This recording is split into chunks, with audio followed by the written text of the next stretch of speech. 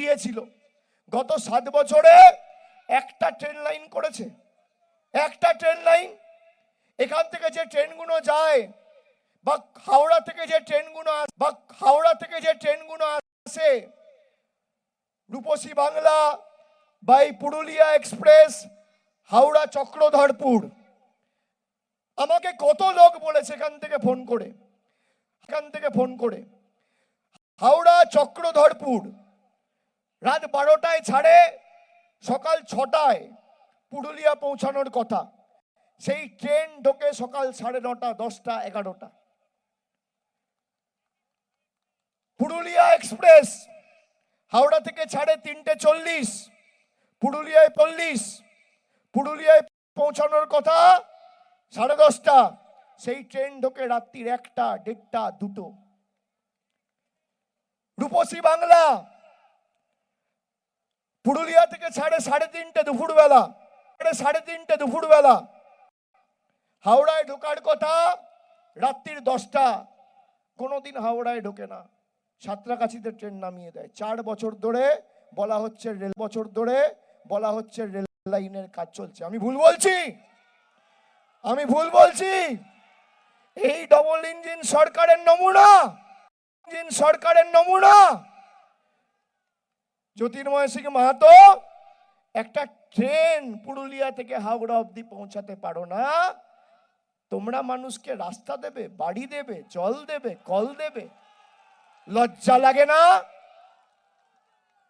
সাম্প্রদায়িক বিভাজন, কুর্মী ভাইদের মিথ্যে প্রতিশ্রুতি, তারপর একটা চিঠি লিখে নরেন্দ্র মোদীকে বলেছো এরা যে দাবি নিয়ে লড়ছে এদের দাবিকে মান্যতা দিয়ে একটা চিঠি লিখেছো দেশের প্রধানমন্ত্রীকে। 17 জন আত্মহত্যা করেছে। এদের মৃত্যুর জন্য দায়ী কে? পুরুলিয়ার রঘুনাথপুরে 7 জন পরিযায়ী শ্রমিক কাজ করছিল, ছত্তিশগড়ের একটা জায়গায় বজরং দল গিয়ে মেরেছে। আর এখানে রামনবমী পালন করা হয়। যে রাম নামে স্লোগান দিত না, রাম তো আমাদের হৃদয়ে, যে রামের নামে স্লোগান দিত সেই অযোধ্যা এদেরকে প্রত্যাখ্যান করেছে। অযোধ্যায় বিজেপি, যেখানে রাম মন্দির হয়েছে সেখানে বিজেপি হেরেছে।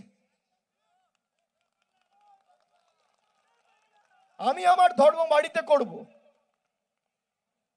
আপনি আপনার ধর্ম বাড়িতে করুন, কেউ বারণ করছে না। গীতার একটা শ্লোক বলতে পারবে এরা? প্রভু রামচন্দ্র ত্যাগের প্রতীক, তিতিক্ষার প্রতীক, কৃচ্ছ সাধনের প্রতীক। 14 বছর বনে কাটিয়েছিল। আগে 14 বছর বনবাস করে এসো, তারপর রামচন্দ্রর নাম মুখে নেবে। যারা আমাদেরকে বাংলাদেশি বলে, বাংলায় কথা বলছি বলে, জ্যোতির্ময় মাহাতো কি ভাষায় কথা বলে? সুকান্ত মজুমদার, শুভেন্দু অধিকারী, শ্রমিক ভট্টাচার্য কি ভাষায় কথা বলে? তাহলে আমরা যদি বাংলাদেশি হই, ওরাও তো বাংলাদেশি, হ্যাঁ কি না? আমি কি পড়বো, আমি কি খাবো, আমি কার সাথে কথা বলবো, আমি চিকেন প্যাটিস বিক্রি করব না চাউমিন বিক্রি করব না এগরোল বিক্রি করব, বিজেপির নেতারা দিল্লি থেকে বসে নিদান দেবে আমাকে? এই বাংলা সভ্যতার বাংলা, সম্প্রীতির বাংলা। বাংলার মানুষ নিজে ঠিক করবে বাংলার মানুষ কি করতে চায়। আজকে ভাবুন তো, 12 বছর যারা ক্ষমতায়, পুরুলিয়ার একটা গ্রামে ঢুকে খুঁটি পুঁতে একটা 10 ওয়াটের বাল্ব লাগানোর ক্ষমতা নেই, গ্রামে একটা টিউবওয়েল লাগানোর ক্ষমতা নেই, 4টে মানুষকে তার পাশে এসে দাঁড়ায় না বিপদের সময়। তারা আমাদের শেখাবে কাজ কিভাবে করতে হয়? যারা গরিব মানুষের 100 দিনের টাকা বন্ধ করে রাখে, ছাদের টাকা বন্ধ করে রাখে। গত বছর আমাদের সরকার 12 লক্ষ মানুষকে বাড়ির ব্যবস্থা করে তাদের অ্যাকাউন্টে টাকা পৌঁছে দিয়েছে, 1,20,000 টাকা, 12 লক্ষ পরিবারকে। আর আজ থেকে 10 দিনের মধ্যে আমাদের মমতা বন্দ্যোপাধ্যায়ের মামাটি মানুষের সরকার, তৃণমূলের সরকার, বাংলায় আরো 20 লক্ষ মানুষকে বাড়ির টাকা পৌঁছে দেবে। তোমাদের দয়া দাক্ষিণ্যে আমরা বেঁচে নিই। এই পুরুলিয়ায়, খালি পুরুলিয়া জেলায় আমি বলছি, খালি জেলায় প্রায় 7.5 লক্ষ মায়েদের, দিদিদের, বোনেদের আমাদের সরকার লক্ষ্মীর ভান্ডার দেয়। এই জেলায় প্রায় 10 লক্ষ বোনেদের সরকার আসার পর থেকে কন্যাশ্রীতে আর্থিক সাহায্য সহযোগিতা করেছে। এখনো পর্যন্ত 28 লক্ষ মানুষের জীবনের নিরাপত্তা সুনিশ্চিত করেছে স্বাস্থ্যসাথীর মাধ্যমে। কে করেছে? মমতা ব্যানার্জির সরকার করেছে। খাদ্য সাথী প্রকল্পে 29 লক্ষ মানুষকে বিনামূল্যে রেশন পৌঁছে দিয়েছে আমাদের সরকার, মমতা বন্দ্যোপাধ্যায়ের সরকার।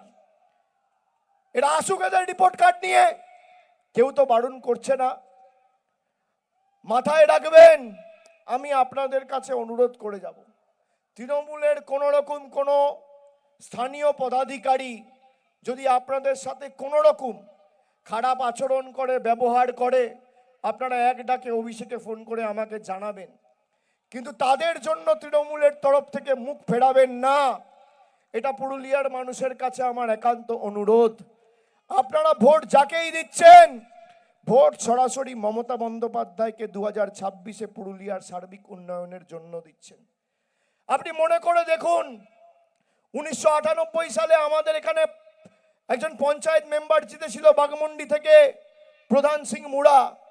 নিজের অধিকারের স্বার্থে লড়াই করতে গেছিল, একটা পাম্পের কনস্ট্রাকশন নিয়ে শ্রমিকদের সংগঠিত করে তাদের ন্যায়ের স্বার্থে লড়াই করতে গেছিল, তাকে খুন হতে হয়েছিল সিপিএম এর দুষ্কৃতীদের হাতে। আমার এখনো মনে আছে, সরকার পরিবর্তন হওয়ার আগে 2010 সালের ডিসেম্বরে ওই একটা প্রধান সহ 7 জনকে, ঝালদার এক প্রধান সহ 7 জনকে একটা মাঠে ডেকে মাওবাদীরা মেরে দিয়েছিল। মমতা বন্দ্যোপাধ্যায় আসার পর কজন মারা গেছে, কটা আত্মহত্যা হয়েছে, কটা মাওবাদী নাশকতার ঘটনা ঘটেছে। মোদী বাবু, অমিত শাহ, জ্যোতির্ময় সিং মাহাতো যারা বড় বড় ভাষণ দেয় না, 2011 সালের আগে পুরুলিয়ার মাটিতে তাদের টিকিটা খুঁজে পাওয়া যেত না। আজকে আসছো, ভাষণ দিচ্ছ, বড় বড় কথা বলছো, কেন? শান্তি শৃঙ্খলাটা রয়েছে বলে। মমতা বন্দ্যোপাধ্যায় না থাকলে এই মাওবাদী আর সিপিএম এর বোম বন্দুকের নিচে মাথা নিচু করে বেঁচে থাকতে হতো, ভুলে যেও না। আর ছাত্র যুব আমার সহকর্মী, সতীর্থ, সমবয়সী যারা, আগামীর ভোট প্রতিবাদের ভোট, প্রতিরোধের ভোট, প্রতিশোধের ভোট। আজ থেকে 10 বছর আগে, 12 বছর আগে চালের দাম কি ছিল, সর্ষের তেলের দাম কি ছিল, চা পাতার দাম কি ছিল, দৈনন্দিন জীবনের নিত্য প্রয়োজনীয় জিনিস পেট্রোল ছিল 50 টাকা, আজকে 110 টাকা।